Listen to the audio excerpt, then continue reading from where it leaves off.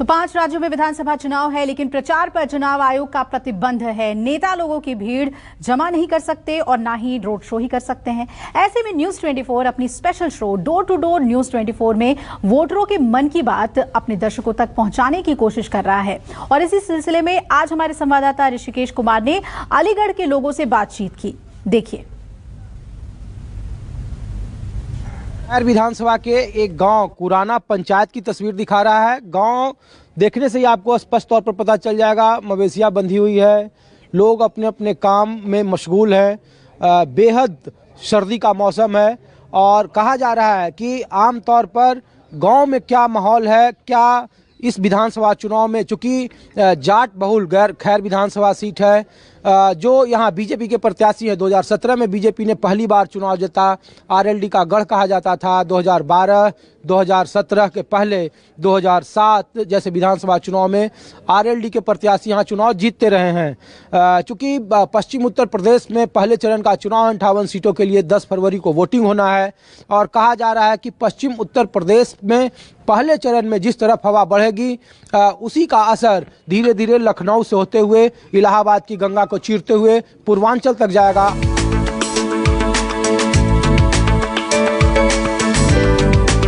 Sir, ये बताइए कि क्या नाम है आपका और ये पंचायत, इतनी बड़ी पंचायत आप लोग क्यों कर रहे हैं? मेरा नाम प्रहलाद सिंह है। हम पंचायत कर रहे हैं। हमारी जो भूमाफिया है, बीजेपी राज में भूमाफिया है, हमारी जमीन पर कब्जो कर रहे हैं। आपके मुख्यमंत्री कहते हैं कि गुंडा के सरकार को हम लोगों ने बुलडोजर चलवा दिया है, तो फिर ये गुंडागर्दी आप ही के बिरादरी में, आप ही गाँव की तरफ के लोग कर रहे हैं और वोट भी उन्हीं को। देखिए, गुंडागर्दी सबसे ज़्यादा बीजेपी सरकार में हो रही है। कहीं भी देख लिए, किसी भी के उसको मुद्दा को उठा के देख लीजिए। हाथरस कांड हुआ था, उसमें भी रातों रात उस लड़की को जला दिया था, जिसमें कि पुलिस वालों ने उनके परिजनों को भी ना उनसे लड़की से मिलने दिया। आप क्या करते हो? आप देखो, पढ़ाई पूरी हो चुकी है मेरी, लेकिन नौकरी की तलाश में हूँ। 7 साल से कोई वैकेंसी नहीं है कहीं। प्राइवेट हर जगह जो भी वैकेंसी है सब खत्म है। आपके मुख्यमंत्री कह रहे हैं कि ये हम बुलडोजर वाली सरकार है, गुंडा और को जेल में जगह रखते हैं। नहीं, वो बात सही है कि गुंडे खत्म हुए हैं यूपी के अंदर। पहले जो माहौल था उससे बहुत ज़्यादा चेंज है योगी सरकार आने से। ठीक है, ऊपर काम सही हो रहा है, नीचे कुछ कमियां हैं। ये तो है नहीं कि अकेला आदमी पूरा प्रदेश को संभाल लेगा, लेकिन योगी सरकार के हम साथ हैं। ठीक कह रहे हैं ये भाई साहब, ठीक बोल रहे हैं? हाँ, ठीक ही कह रहे हैं भैया। और ये बस्ती करे का यू ठीक ही कह रही है। इस गांव का कोई मुद्दा है कि 5 साल में बीजेपी ने अच्छा काम किया है? कोई अच्छा नहीं और किया। बढ़िया काम कोई अच्छा नहीं किया। हाँ? कोई अच्छा नहीं किया। क्या अच्छा नहीं किया? कुछ भी नहीं किया। कुछ भी नहीं है। आप हमारे यहाँ कुछ भी नहीं है। 5 साल पहले वोट दिया था बीजेपी को, उनके विधायकों, तो उनसे पूछेंगे अब इस बार आएंगे तो कि इस बार वोट क्यों नहीं? पूछेंगे, आएंगे सही। कोई आता नहीं है, वोट मांगने आएंगे, उसके बाद कोई नहीं आता। क्या उम्र हो रही है आपकी? 80। आपने तो बहुत सरकार देखा होगा, बीजेपी के पहले कांग्रेस को, मुलायम सिंह जी को। सबसे बढ़िया सरकार कौन लगा आपको? चौधरी चरण सिंह। अच्छा, हाँ जी। तो उनकी पार्टी के लोग इस बार भी चुनाव लड़ रहे हैं ना? हाँ जी, लड़ तो इस रहे। बार 10 तारीख को क्या लग रहा है कि माहौल किधर होगा? हवा किसके तरफ बह रही है? हवा तो देखो अभी कोने की बंद है, पर बीजेपी की है यहाँ पर। तो ये गैस का कनेक्शन सरकार ने दिया या खुद खरीदे? हाँ, HP का है। हाँ? नहीं, सरकार ने दिया या खुद खरीदे हो? सरकार के वो हुए थे ना, उज्ज्वला योजना। हाँ, उसमें मिला है ये? हाँ। अच्छा, पैसा लिए पर हम दे दो। हाँ? पैसा। हाँ। कौन लिया ये पैसा? कौन? जब मिली ना कि राशन जो उठाने का है, राशन वाला लिया पैसा? ये सरकार ने आपको सिलेंडर दिया है या खुद से पैसा से खरीदे हो आप? पैसा तो ही दियो, फिर कि हमें फ्री में नहीं मिला है? फ्री में ना दियो तो सरकार, प्रधानमंत्री कहते हैं कि मुफ्त में गैस दे रहे हैं। हमें ना दी सर। नहीं दिया है ना हम पे। अच्छा, तो ये राशन वगैरह मिलता है आपको? मुफ्त राशन? हाँ, मिलता है, वो तो मिल लो है। क्या अच्छा पक्का मकान आपको मिला है? नहीं, कुछ ना मिलो सर जी। हमें भी सिलेंडर तो है यहाँ। हाँ, ये मिला था। पैसा दे फ्री मारो। हम ना 16 से 60 रुपए जमा करके जब लिया था। सरकार ने मुफ्त नहीं दिया आपको? नहीं, 16 से 60 रुपए लिए थे सर जी जब दिया था। कहा जा रहा है कि पक्के जो सिलेंडर हैं वो सरकार की तरफ से मुफ्त दिए जा रहे हैं उज्ज्वला योजना में, लेकिन सिलेंडर यहाँ पे 1660 रुपए जमा 1660 रुपए जमा हाँ, करके 16 से 60 रुपए जमा और आप ये चूल्हे पर ही खाना बनाते हो? हाँ जी। अच्छा, ये सिलेंडर भरवाए हो या नहीं भरवाए? नहीं, पैसे नहीं, महंगे हो रहे हैं, कहाँ से भरवा ले। और गैस का सिलेंडर देखिए, ये बिल्कुल खाली है, कई महीनों से खाली है, क्योंकि महंगाई इतनी ज्यादा है, लिहाजा अभी इनका एकमात्र सहारा चूल्हा है।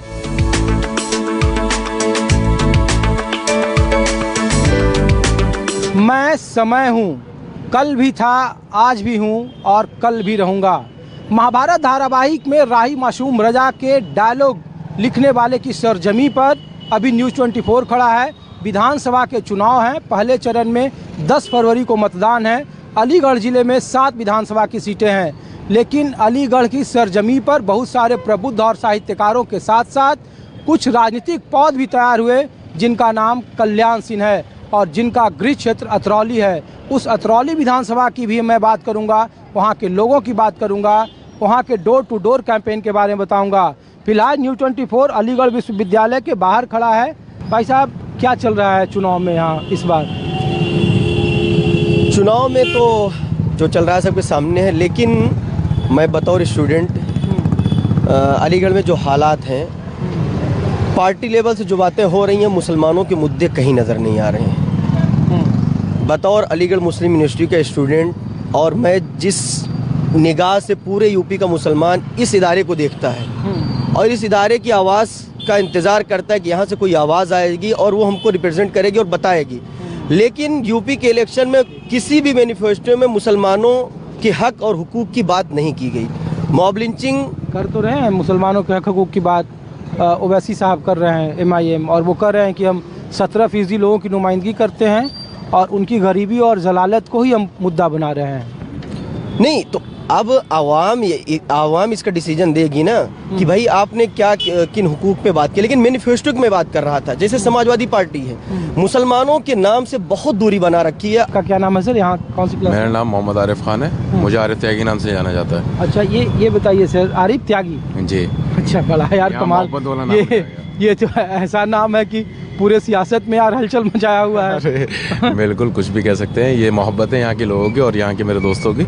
अच्छा, ये बताइए त्यागी जी कि अलीगढ़ विश्वविद्यालय के पूर्व छात्र अध्यक्ष रहे हैं, कांग्रेस से चुनाव लड़ रहे हैं, वो इस यूनिवर्सिटी के एक अपना शोहरत है, नाम है।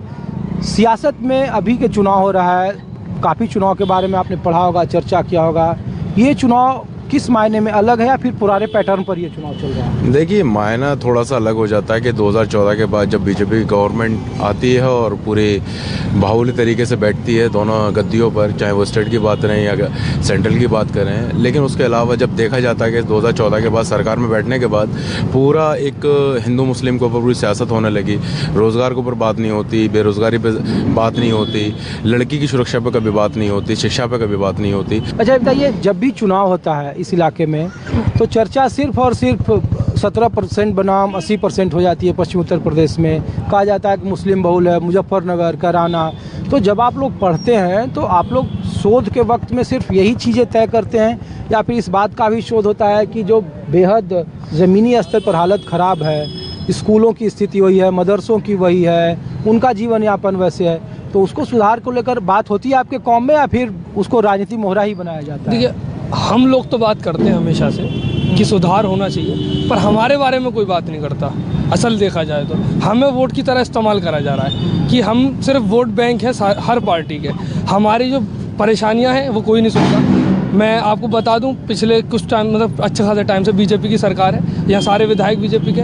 कोई भी मुस्लिम इलाकों में आता हो, मैं खुद कोल का हूँ, तो मेरे इलाके में मैंने चेहरा ही नहीं देखा अनिल पराशर जी का। एक आखिरी सवाल है, इस बार के विधानसभा चुनाव को आप लोग किस तरीके से देख रहे हैं? ये लड़ाई कैसी है? बस देखिए, सबसे मैं आपको एकदम कंक्लूजन में बता देता हूँ। हमारी लड़ाई है हमारी रिप्रेजेंटेशन की, हमारी लड़ाई लीडरशिप, क्योंकि बाबा साहेब अम्बेडकर ने एक बात कही कि अगर कोई सप्रेस्ड कमेटी है उसको उठाना चाहते हो तो उस पर लीडरशिप की जरूरत है। जब तक आप अपनी लीडरशिप तैयार नहीं करोगे, आपके ऊपर मुद्दा कोई नहीं बोलेगा, इसलिए लीडरशिप की बात करेंगे। कुछ और गाँव की तस्वीर बताएंगे और दिखाएंगे कि अंत्योदय का नारा देने वाली पार्टी या फिर समाजवादी पार्टी और RLD का गठबंधन गांव में कितना मजबूत है, उनके राजनीतिक समीकरण क्या है, उनके मायने क्या है।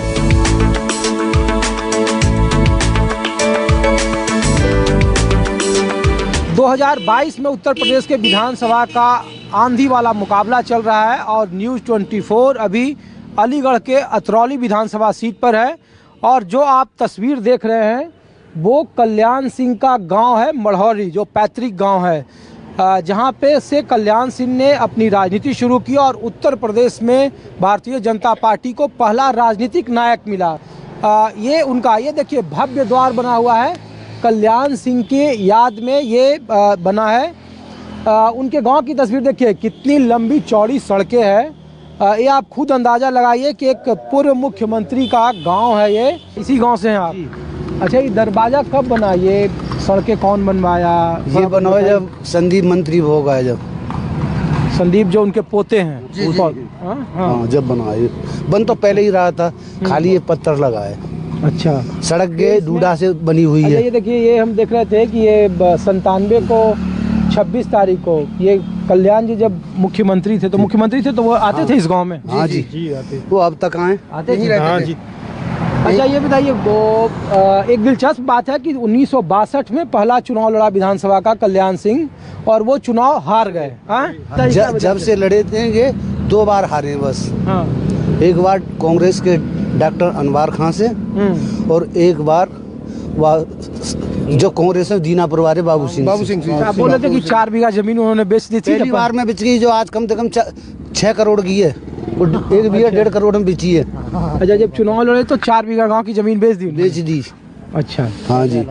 कल्याण जी तो देश के नेता थे, इस बार विधानसभा का चुनाव चल रहा है, तो इस बार क्या माहौल है इधर? कोई जीतेंगे 100%। संदीप जी जीतेंगे 100%। कोई ताकत नहीं है, 100% संदीप जी जीत जाएंगे। अरे संदीप जी तो जीतेंगे, हम पूरा उत्तर प्रदेश पूछ रहे हैं। इधर अलीगढ़ में क्या स्थिति है? लहर तो बीजेपी की, अब हो कुछ भी। अच्छा, ये आप लोग का जब मुख्यमंत्री थे कल्याण सिंह जी, तो आप लोग मिलती थी उनसे? हाँ, मिलते थे। देवर हुए हमारे। अच्छा, आपके देवर और क्या? तो आते थे तो आप लोग मिलते थे? हाँ, मिलते।